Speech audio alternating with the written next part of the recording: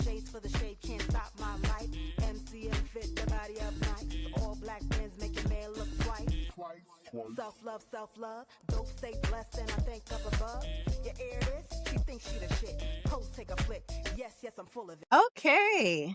Hi, everyone. Welcome to the first Pro Mama Podcast Live. This is episode 5, and I'm excited to be here on LinkedIn doing something new, doing something bold. One of the bright ideas I had one day laying down, I said, I should do a live, without fully thinking it through, but that's okay because we're doing hard things all 2026. Pro Mama for today, Nathelie Zetrenne-Norman, who is actually my cousin. I have the cheat code, guys. I told you this season, my very first season of podcasting and of Pro Mama, I'm tapping into the pro mamas in my community because I have enough movers and shakers to fill the whole year up. So we are going to start off with letting her give her pro mama stats. Nat, I want you to give us the ages and the number of children you have. Feel free to share the names if you please. And tell us about you as a pro mama in the professional world, your career design, and what you're doing to grow. So, I am a wife and mom of 3 littles.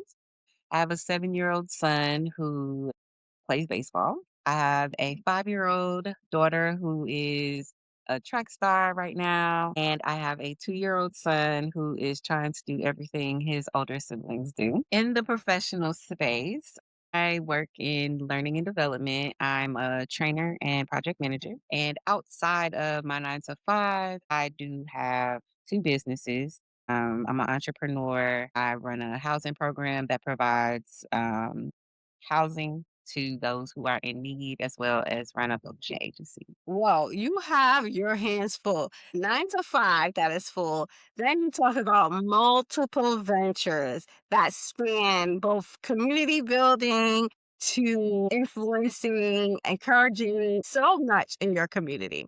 We're going to Yeah. get into why I wanted to interview you today. So, when you discovered that you wanted to do Did Beautiful and focus on healing and self discovery, how did you feel that your experience as a mother will contribute to creating that type of community? Yeah. Dear Beautiful actually started because I was in therapy trying to figure out like how to be a mom, but how to still be Natalie too. Um, I Yes. think that I envisioned myself being this certain specific kind of parent that it kind of became like my personality. It became everything. And I was not enjoying it. I wasn't enjoying it, if I'm being honest. And I was struggling because I couldn't figure out the balance. And I wasn't sure this is what it was supposed to be like. I saw so many other moms out there that were like having such a different experience. And I was like, what is going on? Like, am I doing this wrong? But what I realized through therapy was that I really just had to figure it out on my terms and figure out what parenthood and motherhood and all of those things combined, what that would look like for me, because this is my specific journey. So, for instance, I attempted to be a stay-at-home mom for the first 9 months after having my first child, and I hated it. And I was like, no, this is not for me. I don't like this at all. But in my head, I felt so bad that I did not enjoy it. And then when I went back to work, I felt horrible because I was like, well, you just said that you didn't want to be a stay-at-home mom. Now you're complaining because you're back in the workforce. Like, what is going on? So I felt like I was just going through like a crisis. And so through therapy, I was able to understand that this is just a transition and you have to figure it out. It's not going to be easy. And even though nothing in my life has ever been easy, I just kind of assumed that being a mom would be a little bit easier than how it had been. So therapy and talking to other women and feeling like, oh, like it's not me, like, I'm not tripping. Really want That's what really pushed me to create Dear Beautiful and turn it into a community and turn it into a retreat and all of those things, because I saw so many other women who were struggling the same way that I was, who didn't actually take advantage of therapy or take advantage of the community spaces around them. And so I wanted this to be something that could grow and could help other women, because not everyone has a built-in community. I happen to be lucky that I did have a community of people around me that could pour into me, but not everyone has that. I think it's great that you There we shared go. transparently how you felt about what your vision was and what type of mother you would be. Like everyone has an idea until they're in it, right? So people are like, Yeah. yes, like I want to be a stay at home, no work for me. I want to be able to raise my children, do the thing. And then when you get there, you're like, actually, no, this is not the life that I really wanted. But you don't know until you go through, right? You see Yeah. what others idolize or what society tells you is the best thing. Like, my kid didn't go to daycare. My kid was in daycare. Like, Hudson was in daycare from like 6 weeks. I'm not even going to Yeah. lie because I had to work. I had to work. Yeah. But we have these ideas of what things should look like. So I'm glad that you share that. And sometimes we have to shift and pivot. That's why I like to talk about career design and the motherhood journey because motherhood is going to change day by day, season by season, stage by stage. Every time I think I got something right, my children are moving into another stage or something, and I'll have to relearn the whole thing. And in terms of your career, you could want something one day and not one in the Yeah. next day. You could come up with an idea to start a business and want to take the leap of faith and do that. Or you could decide one year, I'm scaling back. I'm going to turn over all my businesses or I'm going to stop that creative project. And you should be able to have the agency and free will. Even doing this podcast, I tell, my kids see me behind the scenes doing the things. And the thing that even if I'm not doing pro mama, 10, 20 years from now, right? I want them to remember the fact that I had an idea and I tried Yes. and I did it. So, what do you feel that your Yeah. children get out of watching you go to work and feel the community and have a life outside of the home? What do you feel they get from that? I think my kids are learning that not only can you do hard things, but that you can do anything if the idea comes to your mind. And even if it doesn't come to your mind, somebody might tell you, "Hey, you should try this," and you would have never thought about it. That's exactly how I ended up in project management. I had a supervisor who was like, "You'd be an amazing project manager," and I was like, "I don't even know what." And so Project then management. into project management, and it wasn't anything that came from my head, but it was someone saw something in me. And so my kids are integral into the work that I do. I want them to see that, one, you have to work for the things that you want. Two, Yes. I want them to also understand that if you try, even if you fail, you still are working towards success. And I think too often we push our kids to like be good at everything or be good at something. And then when they're not good at it, we're not teaching them how to not be good at things. And so even Yes. when you come across something and you're like, this is horrible, this is really, really hard. Okay, teach them some mental resilience. Teach them how to get through that. Teach them some emotional Hmm. resilience. Teach them How to solving. recover. Teach them skills. How can we fix the problem? Because not everything is going to be easy, but also I'm not going to be here to help you with everything every day of the week. One day you're going to be an adult and you won't be able to call me one day so that I can walk you through this. And so when they see me going through the highs and lows of my business or the highs and lows of my day, I hope that what they see is, wow, mommy is still having a really hard day, but, like, she got up the next day and she still did it. She still did the thing. She tried again. Yeah, because it sucks, and sometimes you don't want to get back up and try it again, but you have to. You have to. And I don't think that that's a skill that we realize that we need until we're adults. Yeah. I see, the weirdest thing to see as a professional is adult tantrums, like in Ugh. the workplace. And I'm like, no one taught you how to lose. This Yeah. is your first time failing or Oh, this is your first no. Okay. You didn't really learn that Yep. skill. You didn't have to check and jive and pivot growing Yeah. up or in your experience. Like, as much as we hate to admit it, hardship and hard times does teach resilience in a way that Yes. you can't read about. You have to be able to know how to recover from even the smallest thing, even recovering from a little hiccup in a plan, being able to reset and reframe and get your mind back on the right track. That is a great thing that I agree with you. Teaching the kids how to fail with pride and just be happy that they tried, Yeah. being good sports, which I'm going to transition into asking you the next question, and just letting them know, like, yes, you want to excel. You go in wanting to win, but when you don't, you still have to take something out of it. Every Period. experience is something that builds something in you that you can take on to something different. So the Absolutely. reason why I took a beat and just talking about that, because this makes me think about sports. And I know that you have a background as an athlete. How do you apply the Yeah. training mindset to the way you manage your household, your business, and even the things you just talked about resilience? Yeah.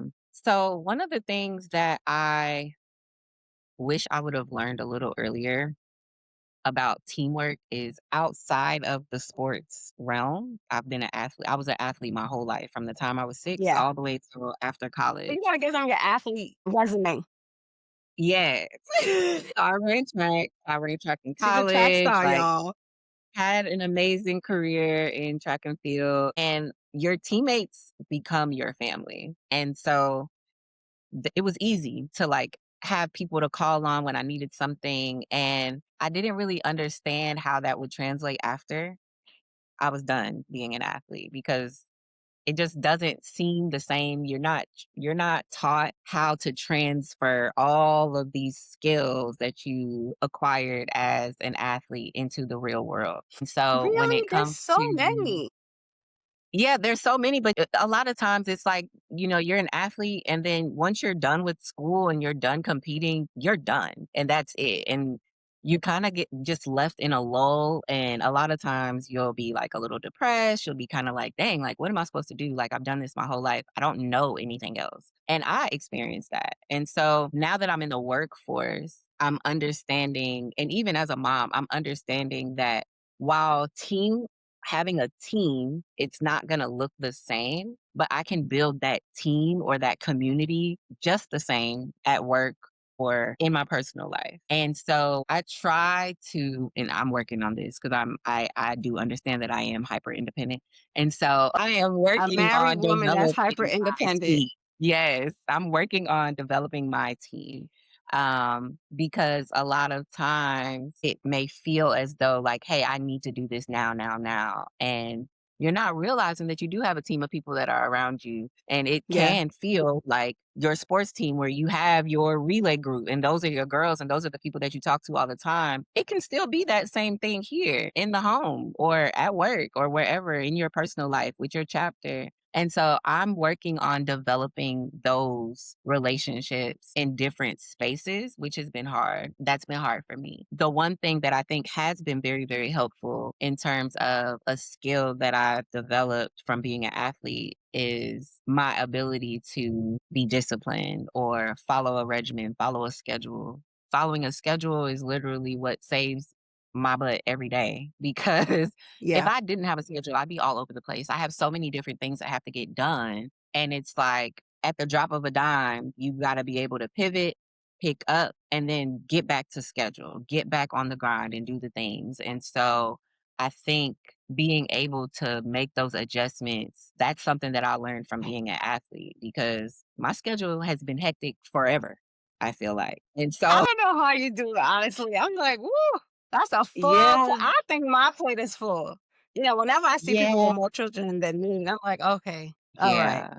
And I I'm get it. working on that. I think that's also something that I need to work on too is my schedule doesn't have to be like Need to this. be. You could automate something. Well, that's what I was gonna ask you. Like when you sit back and so it's Sunday today, right? So it's Sunday. When you are assessing your week ahead, is there a point where you have to say, okay, how can I scale back? What does it take for you to do less? And how do you implement those minor changes without like compromising goals? I'm gonna be honest. She said less. I don't know what less is. I will be honest with you. I have a very hard time with scaling back. My therapist, one of my homework assignments 2 weeks ago was to schedule my rest and to Yes. decide what my rest would look like. Because and I know that I need the rest. I know that I am tired. I know I like you can see it. You know, you get tired, you get irritable, You every little feel it. thing You starts to, cranky. piss you off. You Like short. I get Yeah. it. Yes, you're short tempered, like all of the things. And so I think when I think of rest, I think of laziness, and that definitely comes from like the Caribbean The mindset, the Caribbean Caribbean, it's like upbringing. living, Yes, laying down, resting. You gonna yes. we weren't What is taught rest? to rest without feeling guilty. It's like, Yes. So I let's even read a at book, let's 34, paint the house. Like, no, I'm just chilling. Like Caribbean parents hate to see their they hate children it. relaxing in the house they pay rent and mortgage for. They feel like It's it's an so insult. horrible. I literally, when I explained it to my therapist, she's like, "Well, did you ever see your mom rest?" And I'm like, Did you ever see "No." your mom rest? I'm like, I'm "No, trying to she get my never mom to rest right rested." now. I'm live also on Instagram. I'm trying to get my mom to rest. No, I've never seen before my grandma passed away. I hardly saw her rest before her Yeah. retirement. My mom, she has to be forced to rest. My community is telling me I need to learn how to rest. And then Yes. when I do have a day where I do nothing, I'm like, "Oh, I missed so many I'm thinking about marks. all the things that I There's so should many have things I been could have doing. done." Same. That's exactly what it is. Like, for example, I kept saying, I have a to-do list. I write a to-do list every single day. Every day, there's a to-do list. And you would assume that once you get to the bottom of the to-do list, you're like, okay, you've accomplished the things. No, I'm like, Need I to got do through the less. list. I still got 7 more hours today. Let me try to knock this out. And so the to-do list never stops for me. And even Oof. so much so that Oof. when it's time for me to go to sleep, I may wake up and I'm like, "Oh, shoot, I gotta go do this." And so that's what happened on Saturday. I woke up at 2 o'clock in the morning and I was like, oh, I gotta pay my son's registration. And my husband, I had been up for like a good hour or two. 2 And AM? I guess he rolled over and realized I wasn't in the bed. And so he texted me and he was like, I know you're not downstairs in the office working. And I was like, well, I actually was signing Shy up for his baseball. And then I got But you know what sidetracked after happens I at did 2 that because AM? I You saw coulda did at emails. 7 AM. And so I'm really bad about allowing myself rest. And even though I have planned rest, it doesn't really, to me, it doesn't really seem like rest because I'm still thinking about all the things I really should be doing at this moment. And You gotta so I turn your am brain working. off. It's hard. It's so hard. It's like the perfectionist in me will not stop. And that So I've is I I've actually okay, so rough. I have a question for you, but I also had a revelation maybe this week. So first, my Mm. question is, what's your framework for the best yes or what gets a no? So how do you decide what you're saying yes to?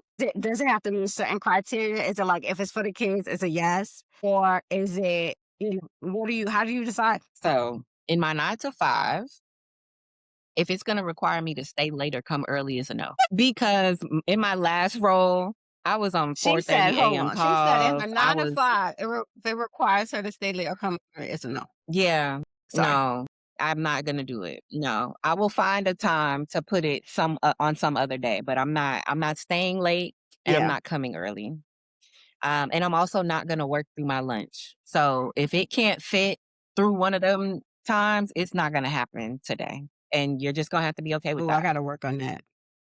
When it comes to my business, it depends on what it is. If it You has to saying do yes with to my all housing money? business, where I'm housing people, I have a hard time saying no because a lot of times their needs are sometimes immediate. If it requires me to like watch a camera bag or take somebody somewhere, I will try my best to fit it in. But it just depends. We try to help them become as independent as possible. So if it's something they can do on their own, I will say no. But if it's something they really need me for, I say yes 90% of the time. When it's for my kids, more than likely it will be a yes within reason. Within reason. If it's sports Okay. related, school related, it's a yes. If it's like I want to have a play date, well, I don't know. We'll see.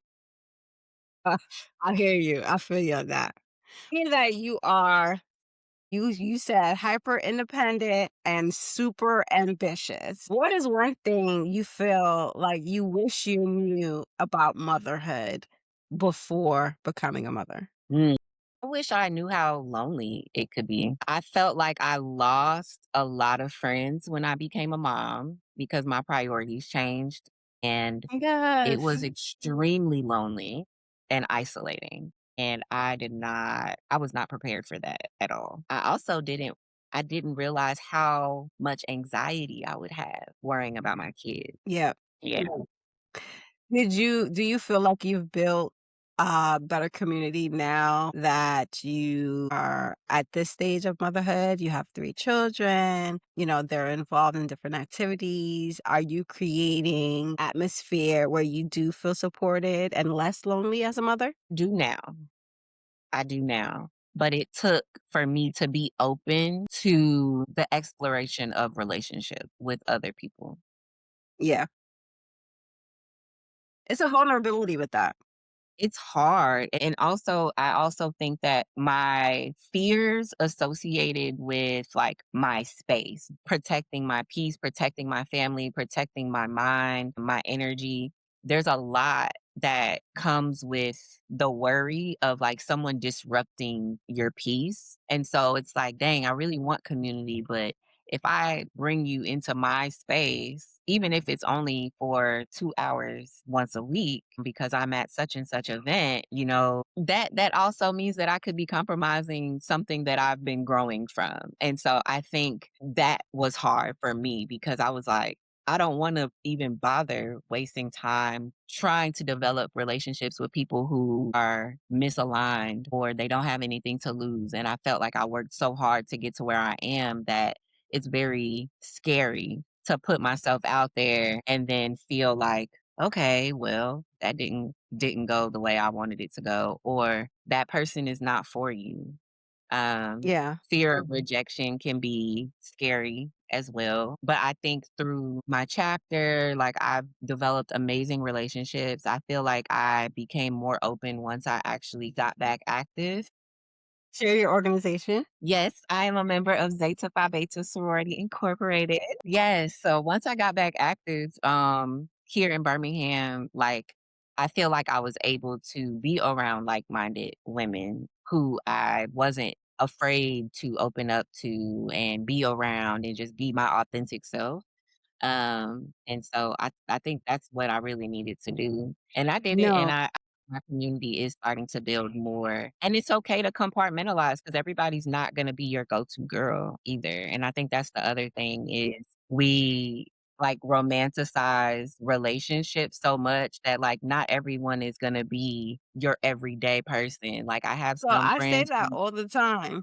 yeah, like I have some friends who I'm like, we kick it and we'll go to brunch, but I probably won't talk to you for a month or two because what you do on a day to day and what I do on a day It's to day are different. just two different things. My kids Yeah. do this and your kids do that or whatever. So I think I had to figure out what it was I was really looking for in relationship with other women.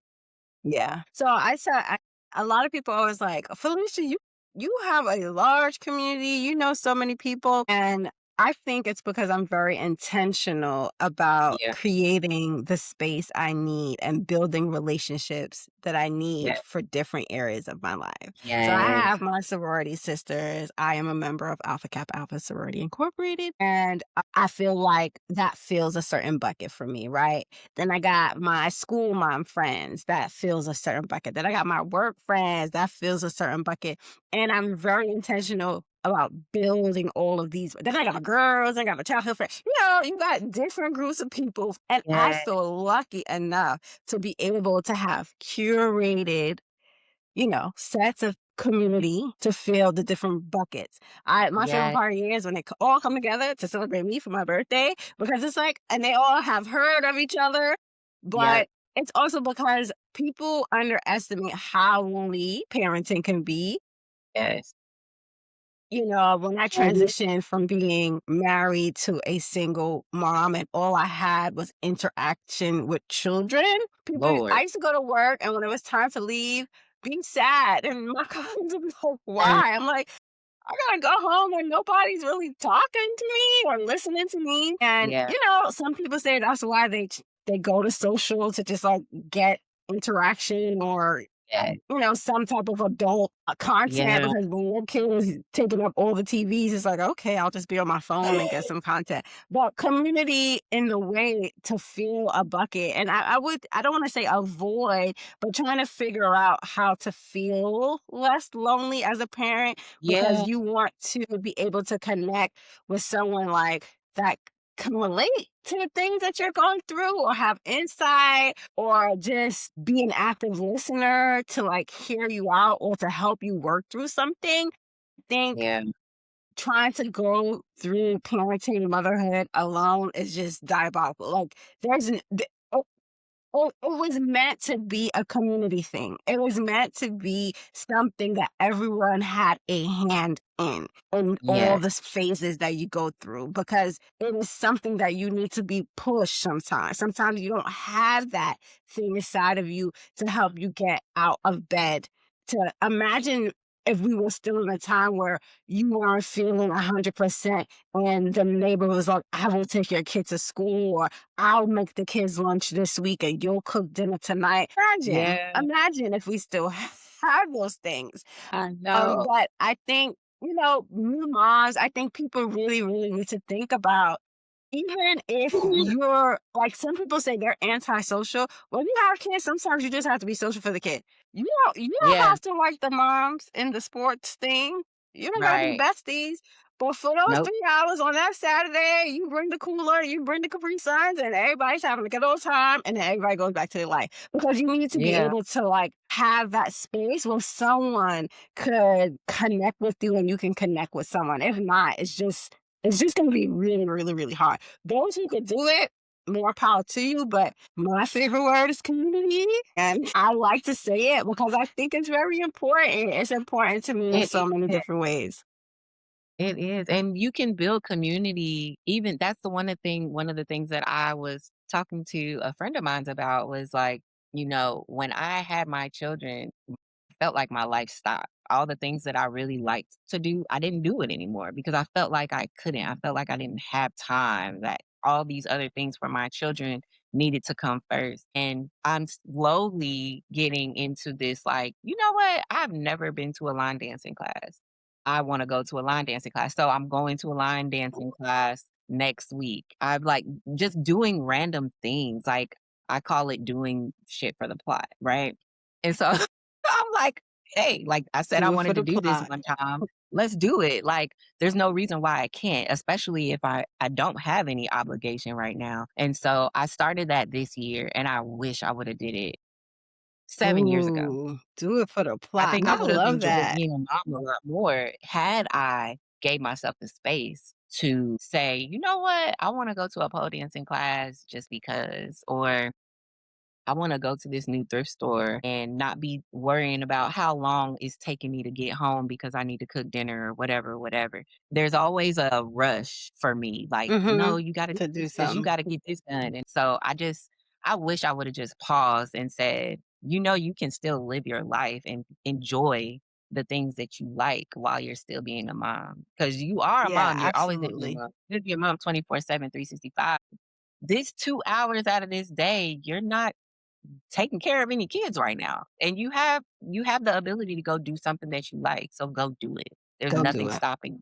And it's really easy to make excuses and say like, "Oh, well, I can't because my kids," or "I can't because I gotta go get my kids," or whatever, even Get if my it's, kids. you know hey, I'm gonna watch some ratchet TV while I'm sitting in the drive-through line to pick them up from school, whatever the case may be. But give yourself that piece of joy. It's interesting to me for you to share, and thank you for your transparency, like the different struggles you had face and you work through. Because to me, you are so positive all the time. Even when we talk or we text, you're like, "Cuz everything gonna work out."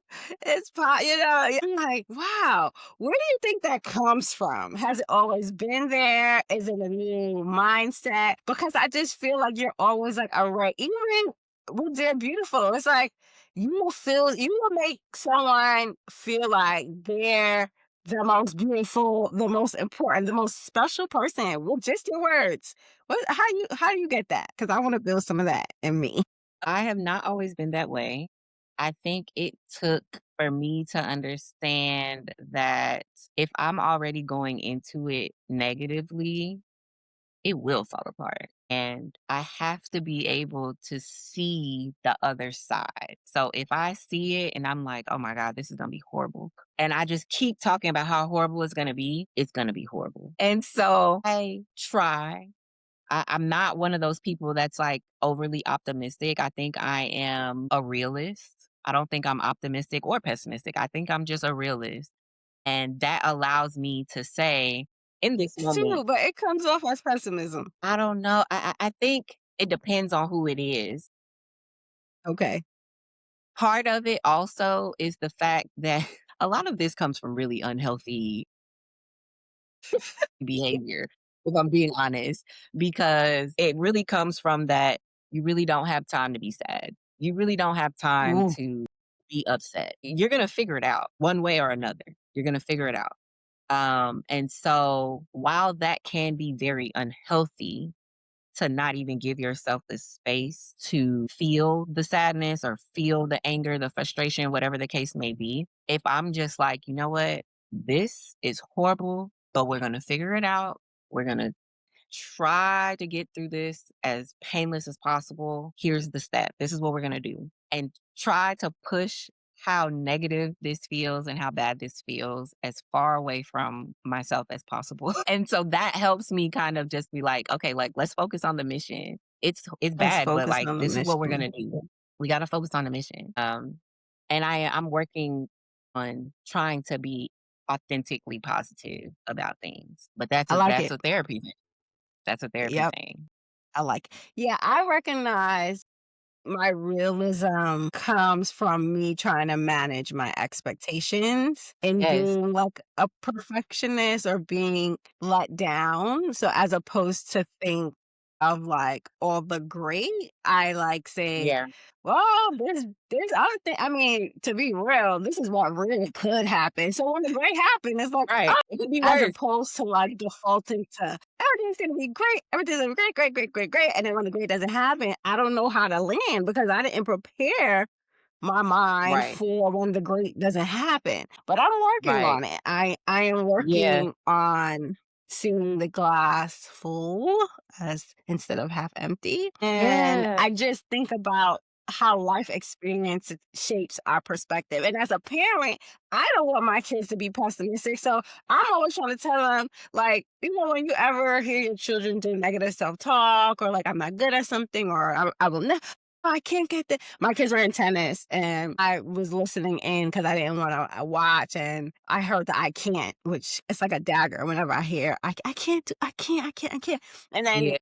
so I did it. Finally, I did it. And I wanted to be like, you see, you can't, you thought you can't. I'm trying to teach them to have a growth mindset. Yeah. So you can say, yeah, I can't do it. Yeah, I'm not good yet. And I'm Yeah. trying to teach myself to have that growth mindset as well. So like fixing your own inner Yeah. trauma as a parent, as a mother helps when you're trying to It's teach your hard. children to be a better version of yourself. And it's hard when you Yeah. can't model the thing that you want them to be. So like I told that to my daughter all Yeah. the time, like I have big feelings too. So when I be crashing out, Yeah. I want to explain that this is not how you really supposed to respond. And I want you to learn how to respond in a more positive way because I'm Yeah. now an adult trying to learn how to respond and manage my big feelings. What is that Yes, now? At 10, 11, by the time you're 40, you're not gonna be an adult who is having a hard time trying to decompress, manage their feelings, and work through things. So I really yeah, see that being a mother, it really just shines a light on you in that space. So it we're gonna get does. into our pro mama essentials before we wrap up today. What is a pro mama tip? What is your favorite parenting hack or shortcut? My favorite parenting hack. I don't necessarily know if it's a hack, but my mother taught my kids how to meditate. And I think every parent needs to teach their children how to meditate. My daughter will go to the track meets and she will meditate before the races. Her coaches think it's like the craziest thing because they're like, she's 5. Like, what is she talking about meditating? And I'm like, no, she knows how to meditate. Like, she does it. My son, he knows how to meditate and it helps them regulate. Now, they're still working through, regulating emotions and things like that. But I think that is so important to be able to say, I know I feel off. I feel anxious or sad or whatever. Let me take a beat and just close my eyes and take some deep breaths. I think that's a hack that I wish every single parent would teach their kids. And even for yourself too, because being a parent is Yeah. overstimulating. It is Huh. literally the most exhilarating and overstimulating thing you will ever do in your life. And there are so many times where I have to say, my God, I got to take a break. I got to take a breath. Let me Take the pause breath. because it's the one thing I do have control over right now. And everything is Your spinning breath. around and the only thing I can control is my breath. So let me control it. And so Yep. that's a hack for parents and for kids. My mom also taught my kids how to medicate. She also, she usually calls in the morning and I'll drop in to have them do affirmations, daily affirmations to themselves. Yes. And they know how to, tap into the things they like about themselves. They know how to affirm themselves. And I Yes. think it's super great. And I talk about regulation, but even like bedtime routine, when it's a really, really crazy day, I haven't done this in a while. I'll be transparent, but even like the little 10-minute mini yoga on YouTube, they'll do it and it helps them, get Yeah. centered and get ready for the evening. So I'm gonna bring that back. I love that. The meditation is definitely great for them. So, what is the self-care act? What is your go-to self-care act of self-care right now? Your dance classes or something else? I want to hear more about this line dancing, but that could be offline. Well, I think I've been more consistent with going to the gym, and I realize that when I do not go to the gym, Okay. I can be unpleasant. My Well, is that self-care self-care? I guess so. Going to the gym. Okay, sure. going to the gym because I'm able to now granted, I hate waking up in the morning to go. I go at 4:30, because if I don't go in the morning, I'm not going when I get home because I got too much stuff to do when I get off. And so I go in the morning, and even though I hate waking up so early to go to the gym, it does allow me to that one time of the day where I'm not worried about all of the things that I've gotta do because I'm really worrying about trying to get through this workout. And shout out to Be Driven because they kick my butt every time I'm in there. Love that Okay. gym. And so it is a relief.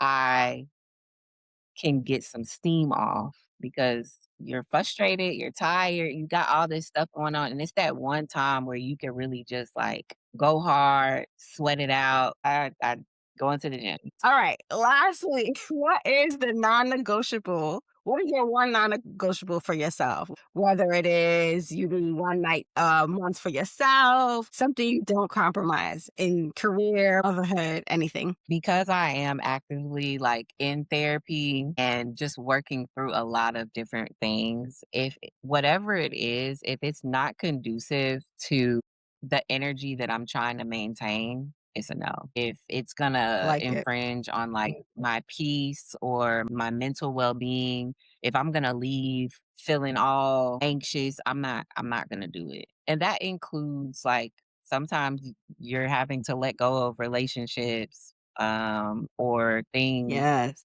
that you used to do before because it doesn't align with who you're trying to become because you should be trying to evolve. And that also requires that you shed things that are no longer serving you. So if it's not serving me well currently and it's not going to serve me well in 5 years from now or the person that I want to be when I'm 50, then I'm not going to do it. Love that.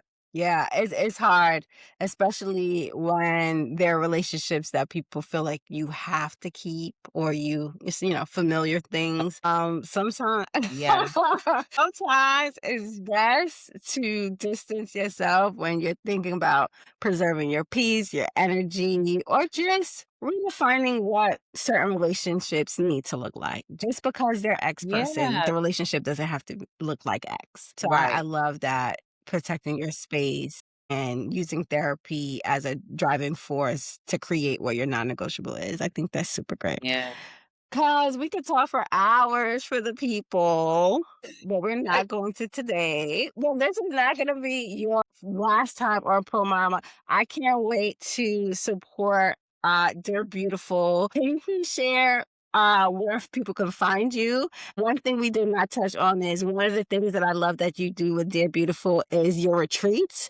That is a great act of self-care and personal growth, and not only for mothers, but I just think uh, a lot of times moms think about themselves after everyone else. So a retreat is always a great opportunity for you to take a step back and not have to care for anyone. So Mhm. it gives you that space to think about yourself and to breathe and to think and to reflect. Please tell me how that came apart and about that community. Yeah, absolutely. So, Dear Beautiful started as a journal, and it was a journal that I wrote with a therapist. I wanted it to be intentional. I really started it because I needed to do some work myself. And I figured, hey, if I'm going through this stuff as a mom, I know other women are too. And I had this idea that I was like, I would love to turn this into a trip, a retreat for women, for Black women specifically, Black and Brown women.